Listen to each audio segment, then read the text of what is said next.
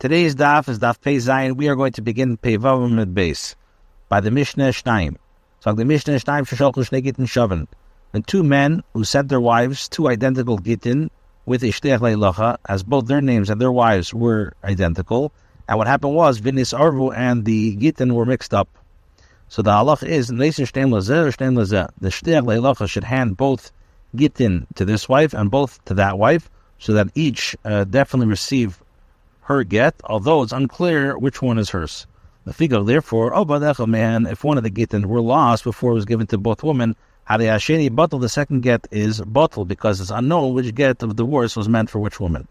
Next case, with regards to 5 husbands who wrote a general wording in the get. In other words, they wrote one common get for their wives with a single formula. And what did it say? It says that so-and-so divorces his wife, so-and-so, and so-and-so divorces so-and-so, and the witnesses signed below. So in all these cases, all these gittin that were combined are kosher. And the get must be handed to each other, each and every wife individually, so that the get will take effect. The Mishnah says that if the sefer was writing a separate formula in a get for each and every couple, and the witnesses signed below, as Shahidim Nikrin Imai, the formula which the witnesses' signatures are read is valid. In other words, the formula directed underneath which they signed is valid, and the others are not valid. So who is the Tana who taught that the Gittin that were mixed up should be handed to both wives? Rabbi says, this is not like Rabbi Elazar, because if this is the opinion of Rabbi Elazar, Rabbi Elazar is the opinion that holds that Edim Misidei Karti. So how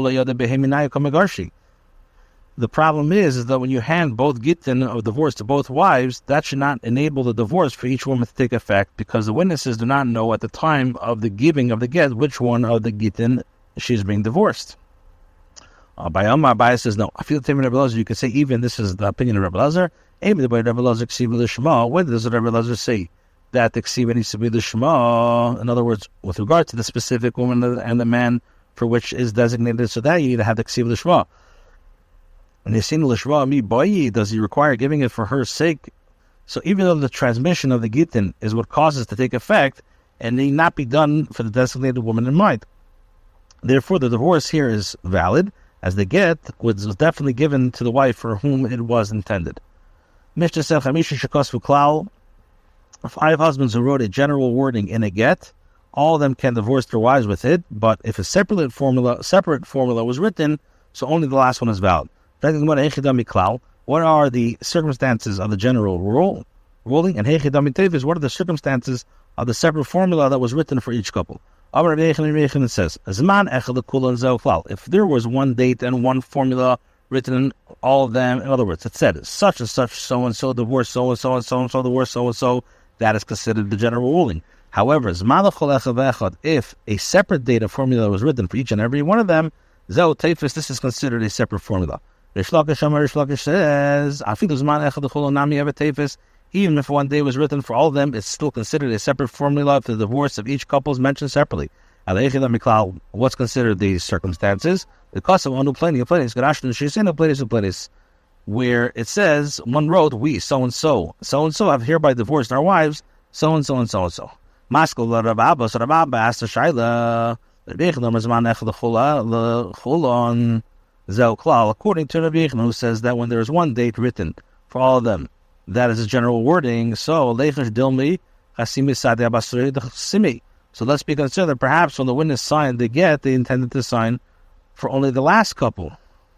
Really, didn't we learn that if witnesses signed on the greeting that was written on a get, in other words, after the formulation of the get, the sefer extended greetings to someone and the witnesses signed underneath, so that the din is that get is puzzle. Why? Because we are concerned that perhaps they signed the greeting and not the get. So when our answer is didn't we learn already? Sha'alu pasul. This shalu kosher. It's a very big difference. If they say shalu without a vav, so that's a new thing that's possible. This shalu with a vav amesiv, so that's kosher. So therefore over here, what does it say? So-and-so has divorced so-and-so, and so-and-so has divorced so-and-so. So you have the vav, which is the indication that it's a continuation. The Gemara asks, "Rasul Rabbi Yechon calls man the zman the chalecha zo tevis my mishum tevis if they believe they nichtavi yom nichtav." Now the Gemara asks another question. According to Rabbi Yechon, says that when there's a separate day written for each couple, this is considered a separate formula. So why is it kosher? Why is it possible due to the fact that it's a separate formula? You should say that it's possible because it was written during the day and signed only at night, which is possible because it was signed on different calendar dates than it was written. So here too, since a different day was written for each couple, and the witnesses signed only after the last lashon, so they clearly signed only on that date. And with regard to the previous couples, it's therefore not a kosher get. However, they mark Shisha the answer that what? It says on Sunday and Sunday. In other words, the date written in each get is the same, and they were all written on the same date. According to Ravashi, who says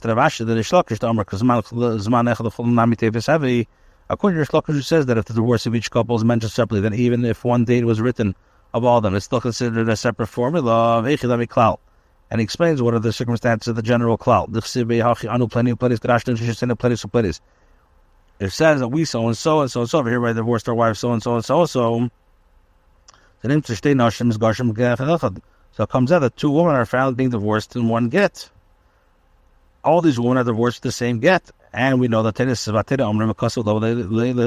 Torah says, and he writes for her, which cannot write for her and for another woman. Each woman requires a separate get.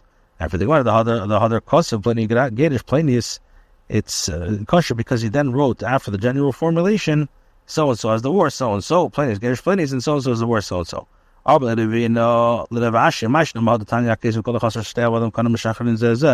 So Ravina asked Rashi, and why is this case different from the case Tana in the Brisa with regards to one who writes a document granting all of his property to two slaves? They both acquire the property and must free each other. Since the slaves are included in the property by acquiring the property together, they each have ownership of half the other slave.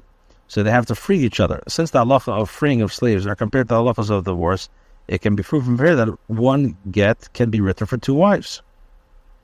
The Gemara says, didn't we establish the Brisa?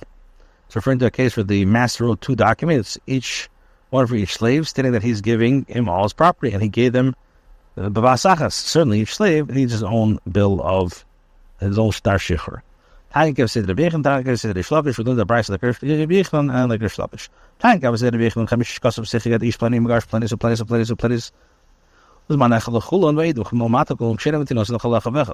says because it says with regards to five men who wrote in the get so and so hereby divorce is so and so and so, so divorce is so and so and so, so divorce is so and so, and one date for all of them, and the witness is signed below. In all these cases, they are kosher, and the document must be handed for each and every one of the women mentioned it. Nevertheless, if a separate date is written for each and every one of the witnesses signed below, so the witnesses that are read are kosher. The get with which the witnesses' signatures are kosher. He says if there's a space between them, it is puzzle, as the witness signatures appear to be referring to only the last couple. However, if not kosher, it is kosher. Why? Because each couple does not separate between them. Rather, they are still considered the same get with regard to the witness signatures. It was taught according to the Rish Lakish, get with regards to five men who wrote a get. We so and so and so and so have hereby divorced our wives, so and so and so and so and so is divorced, so and so and so and so is divorced, so and so. And they wrote one date for all of them. And they're all kosher to us.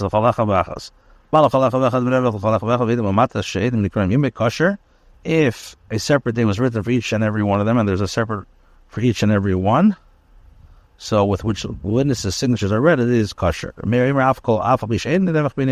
Even if there's no space between them, he says it's possible. Why? Because the date separates them. So now the Gemara asks, why, according to Rish Lakish, why is the Brisa referring to specifically that case where a separate day was written for each and every one of them? Didn't he say that if one day was written for all of them, it's still considered a separate formula? So the Gemara says, this manner applies where he did not merge them at the outset, but instead wrote a get for each couple. But here, she merged them at the outset. So If the dates are separate, then they are considered to be a separate get. And if not, they are not. So with regards to two gittin that a sefer wrote on the same paper, one next to each other, and the signatures of the two witnesses, the Yiddish witnesses, who signed in Hebrew from right to left, extend from underneath the get on the right to underneath the get of the left. And the signatures of two Greek witnesses who signed in Greek from left to right extend from underneath the get on the left to underneath the get on the right. So the halacha is kosher. The get to which the names of the first witnesses are read is kosher. The other get is puzzle, and it's not considered signed by these witnesses. If one witness signed in Hebrew, which is right to left, and one signed in Greek, which is left to right, and underneath the signatures, one witness is signed in Hebrew, one witness is signed in Greek. So with the signatures extending from underneath the get to underneath the get, the halacha name still in both puzzle. So now it says in the first case of the Mishnah that the get under or the name which the names of the first two witnesses appear is kosher. The other two is not, even though the signatures extend to the get of the worse as well. But let the get of the words be validated by the name Reuven alone, and let the get be validated by the continuation Ben Yaakov 8. The hot time we learned in a Mishnah, Ben Ish plenty 8. Then we learned that a Mishnah that says that a signature that reads so and so witnesses is valid. The match is Reuven ben Akamas. Talking about Reuven, son of, are written on the sides of the first get. Yaakov 8 the Basra and Yaakov witnesses are written on the side of the get, indicating that it's one signature. With Kasher Haberuven Ben, with Kasher Haberuven Yaakov 8. But let the get on the first left-hand side be validated by the words Reuven, son of, and let the get of the other hand, right hand, be validated by the words of Yaakov witnesses. Kasher. So answers the lake Sibay. It doesn't say 8. The second answer, it says that they 8 with the Adin about Chsim Laban Yaakov. And it's a case where we know that the signature is not Yaakov. Evidently, it's a part of the signatures of Reuven. Son of Yaakov cannot serve as a separate signature from the second get. Perhaps Reuven signed both Gittin and he signed the second one with the father's name. So the answer is like one does not leave his own name and instead sign the name of his father. But perhaps he made his father's name a symbol. Says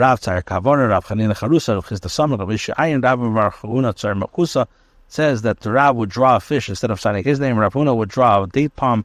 Rechisto would write a samach, or Ishia would write an ayin. Rabbi Bar Huna would draw a sail. So the answer is a person would not be so chutzpahdik as to make his father's name a symbol. Therefore, it's assumed that the word Yaakov is a continuation of Reuven's signature on the first get, not a separate signature on the second get. So now the Gemara asks a different question. But let the get be validated by the two Hebrew witnesses. And let the get be validated by two Greek witnesses. The Tanakh we learned in a Mishnah. Get shiksavu ibris ve'ediv Yavanis. A get that was written in Hebrew and it was a witness signed in Greek. Or Yavanis ve'ediv ibris, or it's written in Greek and it's witnesses signed in Hebrew. Kasher, it's kasher. If you're going to say that that since the signatures of the witnesses of the second get are 2 lines away from the get itself, it's not valid as the halacha with regards to the document that has a gap between the text and the signatures. That even with the signatures of relatives are disqualified from serving as witnesses is valid.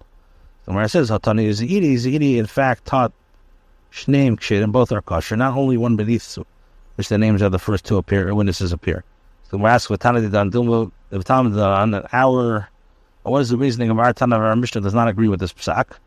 So he says Dilma Gundulois Kusam. Perhaps the bottom 2 witnesses signed in reverse. For example, if the top 2 signatures are in Hebrew, perhaps the witnesses are signed in Greek.